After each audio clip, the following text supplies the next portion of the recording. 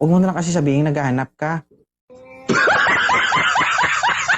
Ang sabihin mo kasi sa akin kung ano ang kailangan mo para magawa natin ng paraan.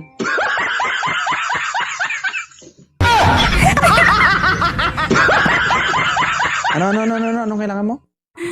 Wala. Wala. Ha? Hindi, sabihin mo. Ano?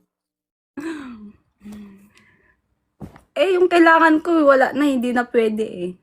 Ay, kausap ko. Nagtataka talaga ako guys kung anong meron dito sa akin.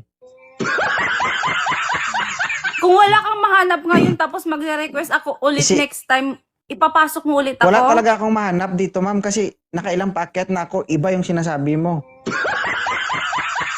Ako lang yung nahihiya sa mga lalaking umaakyat dito kasi ba't mo dinadawit yung pangalan ko? Eh, kung subukan mo kayo sa baba, yung maganda.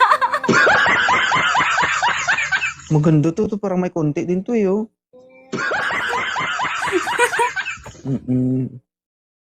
Ganyan ka na mag-isip sa akin, ma'am. Ganito pa lang tayo. Paano kung natikman mo to? Ha? Uwi ko, Ano? pupuntahan kita. Oh. Joke lang. Joke lang. Yung sinasabi niya, girls lang nakakaintindi nun. Malalaman ng kapwa niya babae kung totoo yung sinasabi niya o hindi. Pero kung sasabihin mo sa akin yan, ma'am, dito, ngayon sa harapan ko, alam ko ang ibig sabihin yan. Kahit sabihin mong biro lang yan. Ito yung sinasabi na kapag nagkita, diretso buka. Oo. Ah? Ganun nga. Sa kanya galing yun, ha? Ganun mapupuntahan.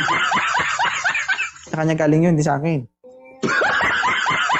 Ganun ang mapupuntahan.